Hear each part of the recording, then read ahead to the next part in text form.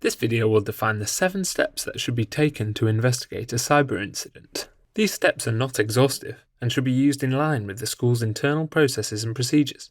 It is important to develop your own investigation measures and ensure these are understood and tested as far as possible.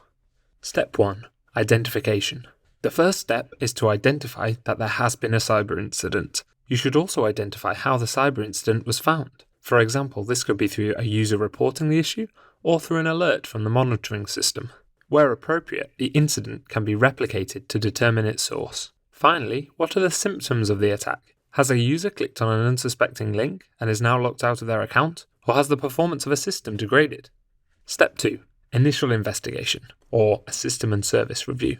The next step is to conduct an initial investigation into the incident. Administrators should identify all systems and services that have been affected. Once identified, they should compare their own findings against what has been reported by users. The scope of the cyber incident should then be defined and initial priorities decided before remediation.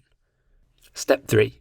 Immediate actions. Immediate action should be taken to prevent further cyber incidents taking place from the source of the current one. For example, in the case of a phishing incident, the email should be traced and deleted from all user inboxes. Inform users not to click on any of the links in their emails, remove access from the file servers to prevent unauthorized access, and enforce a mass password reset for all users. All actions should be quickly documented and agreed with the senior leadership team before taking place. Step 4. Initial reporting.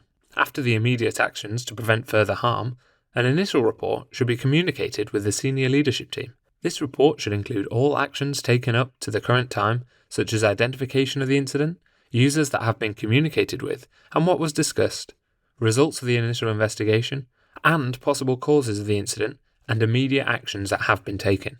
In all reports, the organization's data protection team should also be involved to ensure that any data breaches that are as a result of the cyber incident are also dealt with. Step 5. Remediation planning. After it has been deemed that the cyber incident can cause no more harm than it already has, and all plans have been communicated with SLT, a plan needs to be created for the remediation of any effects that the cyber incident has caused. The documented plan will need to include time estimations for all tasks, the priority for each task, and defined owners for each task. Step 6. Remediation. After the plan has been created, it needs to be executed. In line with the documented plan, the actions should be completed in priority order. Once an action has been completed, it should be documented and marked as such. Step 7. Reporting. After remedial actions have taken place and the organization network is stabilized, work should continue on the incident by documenting everything that has occurred since the incident took place. In the event that data has been compromised, the incident should be reported to applicable third parties, such as the country's supervisory authority. Reports should be sent to the SLT and should include all steps taken, an analysis of the event, any remaining actions, and any lessons learned that will aid in the prevention of a similar attack in the future. This video gave a quick overview of the general steps that should be taken to investigate a cyber incident. If you want to learn more about security and systems and what it means for your organization, you can watch the other helpful videos on the app.